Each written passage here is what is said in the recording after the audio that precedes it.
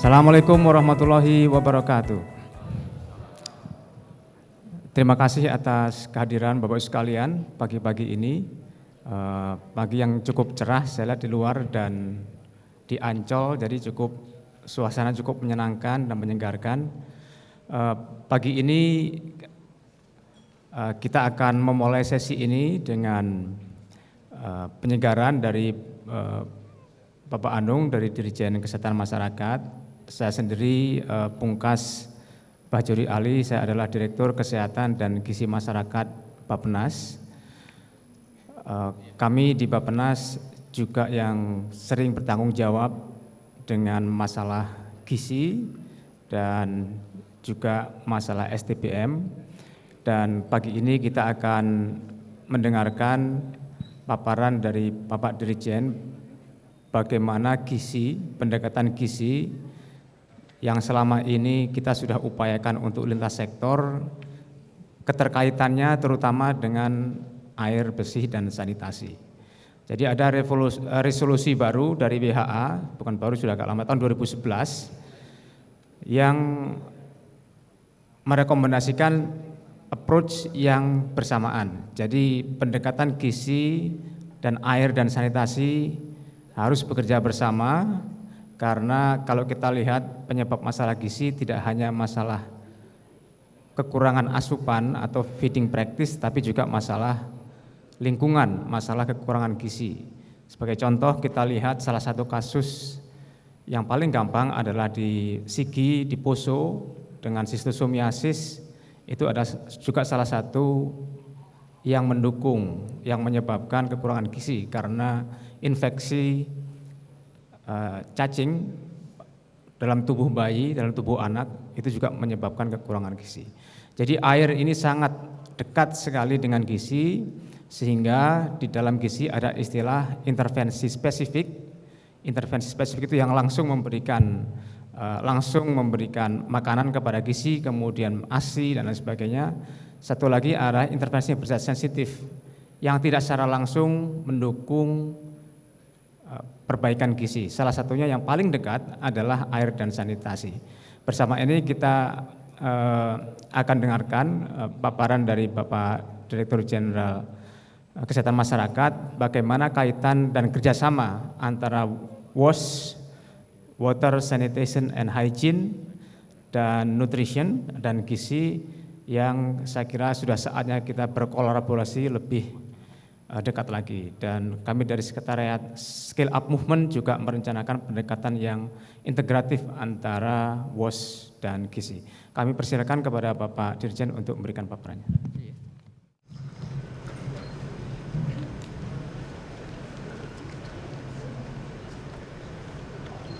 Bismillahirrahmanirrahim. Assalamualaikum warahmatullahi wabarakatuh. Bapak dan Ibu yang saya hormati, sambil menunggu kehadiran Ibu Menteri Kesehatan jam 9, saya ingin menggunakan waktu ini untuk berbagi cerita, tapi sekaligus juga mudah-mudahan mampu menginspirasi kita semuanya, seperti yang disampaikan oleh moderator Dr. Pungkas, bahwa sebuah intervensi khususnya untuk gizi tidak hanya cukup dengan pendekatan-pendekatan klasikal yang seperti yang dan konvensional yang seperti yang kita lakukan, namun juga perlu hal-hal lain. Dan saat ini kita bicara tentang air bersih, maka inilah sebuah kesempatan dan peluang yang harus kita wujudkan. Slide-nya disiapkan. Bapak dan Ibu, ada 4 hal yang ingin saya sampaikan di dalam kerangka penyajian ini.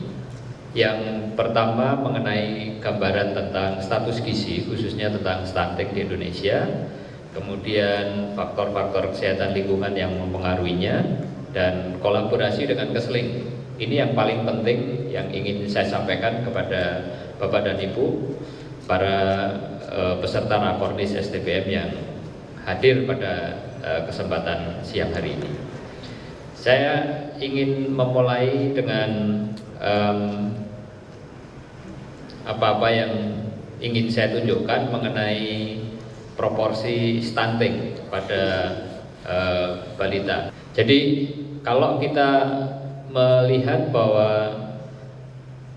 status gizi balita saat ini kita mempunyai angka dari pemantauan status gizi yang dilakukan di 514 kabupaten kota, maka tampak bahwa mereka yang sangat pendek dan pendek itu jumlahnya kalau yang balita itu adalah 27,5%. Jadi kalau ada 100 kira-kira 28 anak itu mengalami persoalan dengan stunting ini atau yang kita sebut sebagai status gizi berdasarkan tinggi badan dan berat badan untuk di Indonesia ini. Bapak dan Ibu, sebenarnya memang persoalan gizi bukan hanya persoalan kekurangan gizi dalam artian kurus maupun pendek, namun juga persoalan kelebihan gizi juga saat ini sudah muncul di Indonesia yang harus kita pecahkan secara bersama-sama. Nah, inilah yang saya berharap Bapak dan Ibu, informasi awal ini bisa menginisiasi langkah lanjut dari apa-apa yang akan dilakukan oleh Bapak dan Ibu semuanya di dalam forum Rakornis ini untuk kemudian secara spesifik bisa dilakukan di daerahnya masing-masing. Slide. Nah, kata kunci berikutnya yang ingin saya sampaikan di dalam kesempatan ini adalah apa yang kita sebut sebagai pendekatan keluarga, kemarin tadi malam sudah saya singgung sedikit, dan perilaku hidup bersih dan sehat. Nah, ini semuanya adalah berbasis keluarga yang akan kita dorong, karena kita meyakini intervensi satu dengan yang lain saling mengkait di dalam tatanan-tatanan operasional. Saya tidak akan sebutkan satu persatu, sebagian besar dari Bapak dan Ibu sudah sangat memahami hal semacam itu. Slide. Nah, berikutnya inilah yang saya sampaikan bahwa persoalan gizi sebagai sebuah fenomen kemudian harus kita pikirkan utuh dalam sebuah pendekatan yang saya menyebut sebagai kolaborasi aksi, atau kami semuanya menyebut sebagai kolaborasi aksi. Intervensi sensitif yang dilakukan oleh semua unsur yang ada di dalam pemangku kepentingan secara keseluruhan ini perlu memahami bersama bahwa semua persoalan ini harus kita pecahkan sifatnya kolaboratif. Nah, kolaboratifnya seperti apa Bapak dan Ibu? Ada 3 hal. Yang pertama adalah menetapkan sasaran yang sama berbasis wilayah.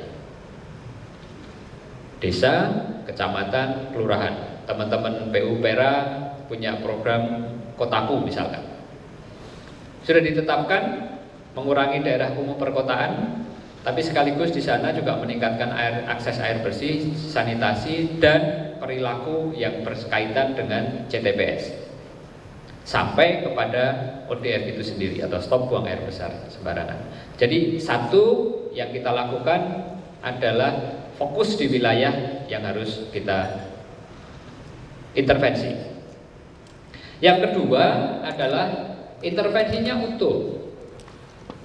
Yang saya mengatakan intervensi utuh dalam kerangka pendekatan STBM, maka 5 hal yang tadi saya sebutkan di depan itu harus menjadi satu kesatuan dari sebuah pendekatan. Bagaimana mewujudkan stop buang air besar sembarangan, cuci tangan pakai sabun, pengelolaan air minum dan makanan rumah tangga, kemudian pengamanan sampah rumah tangga dan pengamanan limbah cair rumah tangga dengan sarana dan prasarana yang ada. Kalau ada satu, katakan dari Basnas lebih bicara tentang perilaku, maka dari komponen yang lain kemudian bicara tentang sarana prasarananya, bicara tentang infrastrukturnya, bicara tentang yang lain. Jadi yang pertama adalah lokusnya kita tetapkan, yang kedua adalah pendekatan integratif holistiknya kita kerjakan, dan yang ketiga adalah memadukan sumber daya yang kita miliki bersama sesuai dengan lokal spesifik yang ada di kita semuanya. Inilah 3 poin Bapak dan Ibu pada saat kemudian kita bicara tentang masalah gizi, stunting khususnya, air bersih khususnya akses, sanitasi khususnya jamban keluarga dan perilaku stop buang air besar sembarangan untuk bisa kita kombinasikan di dalam sebuah pendekatan yang kita lakukan secara bersama-sama pada kesempatan-kesempatan pembangunan di daerah. Terima kasih Bapak dan Ibu, itulah beberapa poin yang ingin saya sampaikan di dalam kesempatan ini. Bapak Moderator, kita punya waktu barangkali kalau ada hal-hal yang masih bisa didiskusikan sambil menunggu persiapan pembukaan dilakukan. Wassalamualaikum warahmatullahi wabarakatuh.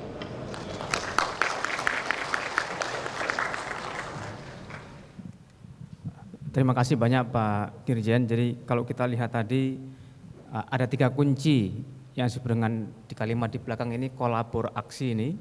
Yang pertama lokasinya, lokusnya kita samakan. Yang kedua kemudian intervensi secara keseluruhan, 5-5-nya kita lakukan tidak terpisah-pisah.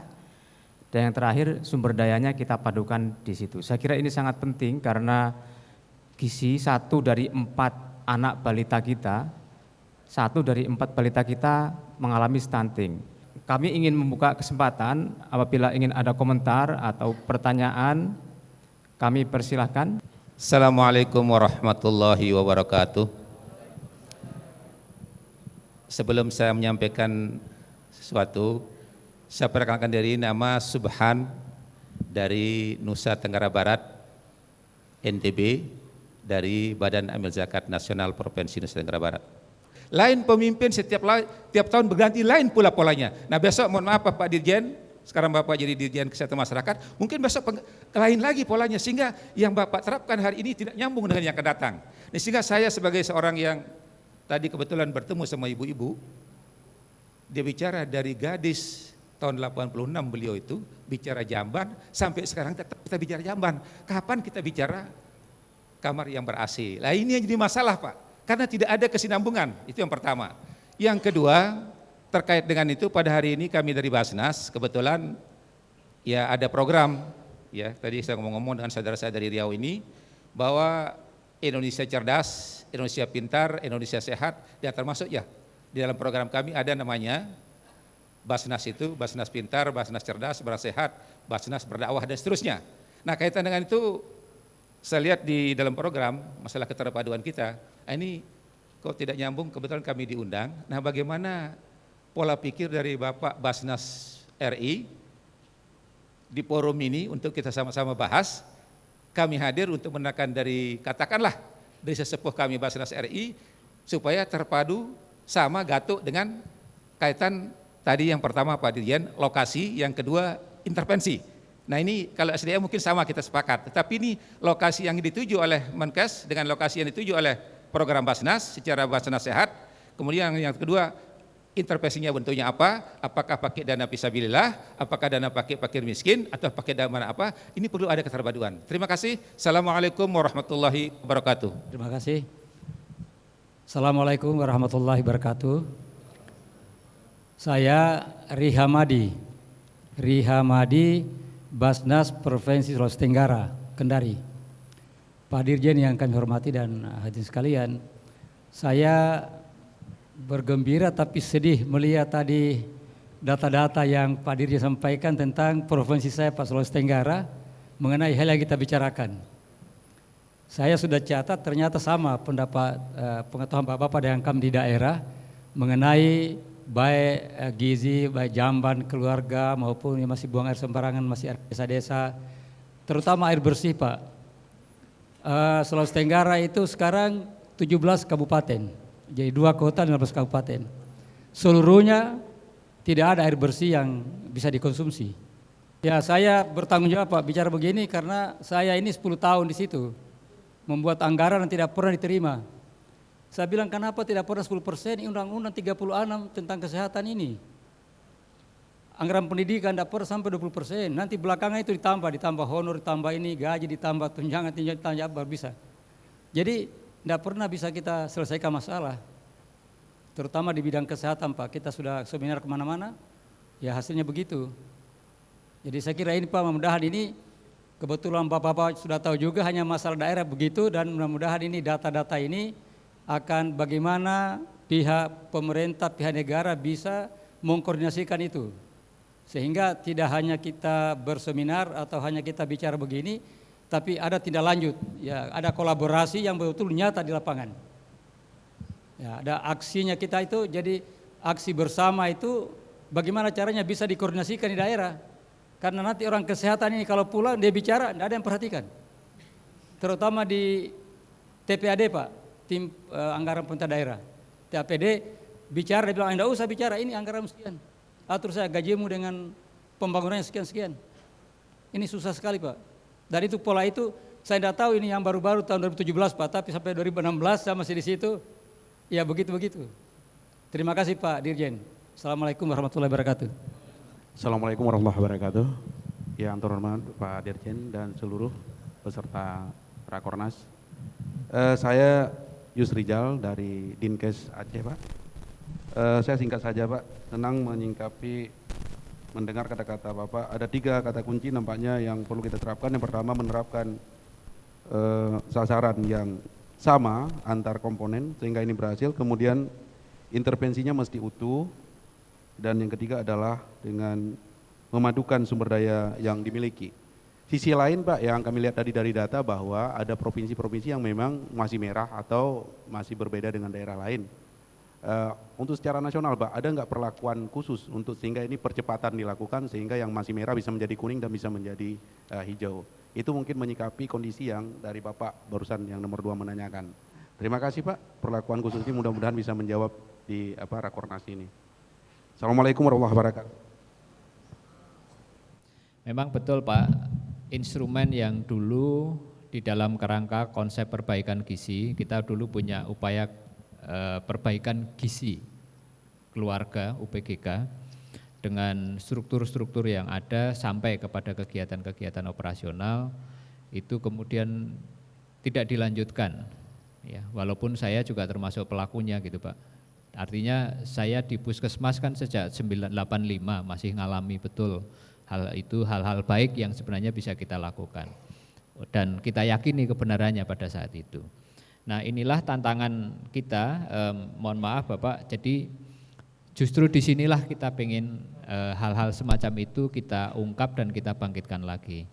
Kami di tingkat nasional saat ini tidak mungkin lagi membuat program yang sama secara spesifik di era desentralisasi dan demokratisasi yang memang sudah berjalan. Itulah sebabnya kemudian sifat kolaboratif inilah yang kita lakukan. Ini sekaligus nanti menjawab apa yang disampaikan oleh teman kita dari Aceh dan sekaligus juga dari Ternate. Saya selalu mengatakan semacam ini.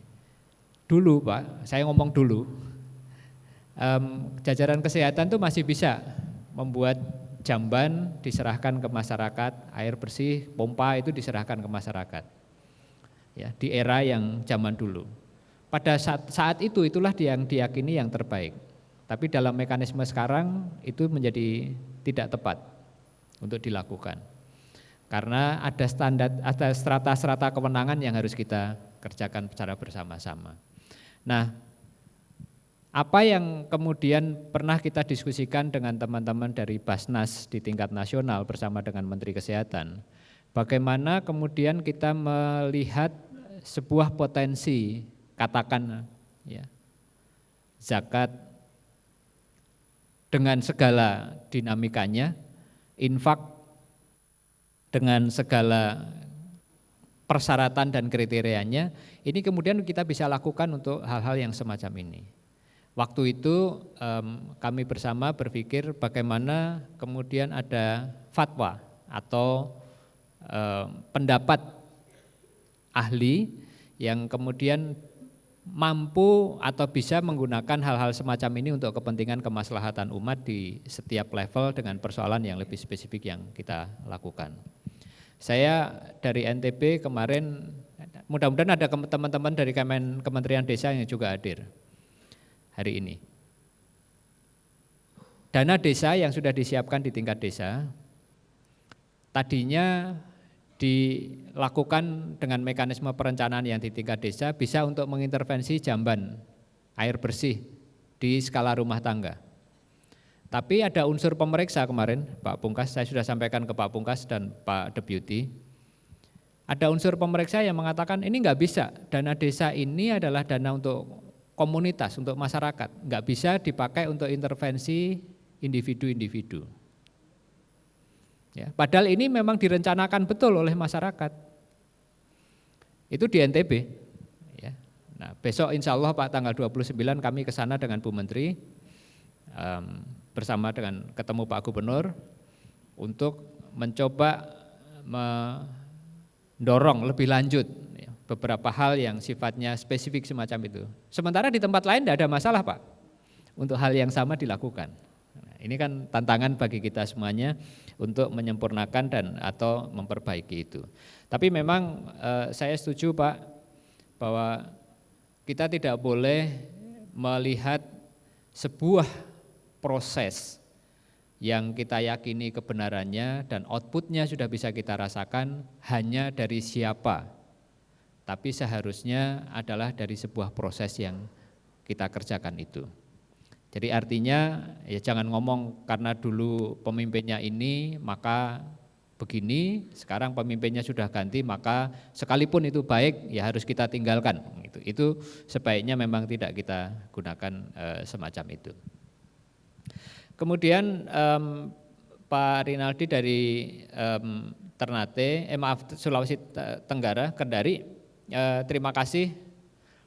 Ya, nanti yang jawab biar Pak Pungkas, karena beliau adalah Direktur Gizi dan Kesehatan Masyarakat tentang sistem dan mekanisme perencanaan penganggaran yang ada di daerah. Itu yang juga kemarin kami bicarakan Pak. Ya, saya bersama dengan teman-teman di Jawa Tengah, contoh besarnya, itu kemarin berkunjung ke Kabupaten Batang dan Pekalongan. Kita menemukan penderita stunting yang tanggal 8 Januari Presiden memberikan makanan tambahan. Kita ikutin, berat badannya naik. Tapi pada saat kita berkunjung ke rumah, dan itu ditulis sekarang di Tempo hari ini, di Tempo yang disebutkan, bahwa ini rumahnya sudah tidak pas untuk dipakai di dalam konsep perbaikan gizi dan penyiapan generasi yang cerdas yang kita cita-citakan. Tapi kembali, kami nggak bisa Pak, membangunkan rumah itu nggak bisa gitu. Sekalipun kita tahu bahwa ada faktor di sana, air bersihnya nggak ada, jambannya juga tidak kita dimiliki. Tapi kami nggak bisa, kita melalui pemberdayaan masyarakat yang tadi sifatnya kemudian pemicuan. Belum selesai di situ, kita diberitahu, Pak, ini ada di tanahnya negara yang masih dalam sengketa. Selesailah pemikiran-pemikiran kita tentang apa yang kita sebut integratif tadi. Nah, oleh karenanya tantangan-tantangan semacam ini mohon nanti juga bisa dieksplor dari beberapa kepala daerah yang berkesempatan hadir di dalam forum ini, apa yang kemudian bisa kita lakukan bersama untuk perbaikan-perbaikan kita. Pak Yus juga demikian, saya pikir secara umum saya sudah menjawab apa yang ada, tinggal hal-hal yang sifatnya teknis, manajerial, termasuk di dalamnya adalah bagaimana mengkolaborasikan sumber pendanaan yang kita miliki. Saya bersama dengan Bappenas untuk tahun 2017 menempatkan pemicuan menjadi satu kesatuan di dalam dana alokasi khusus. Namun kita juga harus melakukan evaluasi apakah kemudian proses ini kemudian bisa secara ideal atau optimal berjalan di lapangan atas nama kepentingan yang lebih besar yang tadi disebut sebagai akselerasi dari sebuah proses. Kami tentu akan merespon sebuah proses akselerasi yang kita yakini memang betul-betul mampu meningkatkan derajat kesehatan masyarakat sekaligus juga mencapai tujuan-tujuan yang kita tetapkan. Barangkali itu Pak Pungkas di dalam kesempatan sesi ini. Terima kasih. Terima kasih Bapak Dirjen, terima kasih Bapak sekalian sudah memberi pertanyaan. Semangat Pak Dirjen luar biasa pagi ini, pagi-pagi. Sekira beri tepuk tangan untuk Pak Dirjen dan untuk kita semua. Terima kasih. Assalamualaikum warahmatullahi wabarakatuh. Acara pembukaan secara resmi Rapat Koordinasi Nasional Sanitasi Total Berbasis Masyarakat segera dimulai.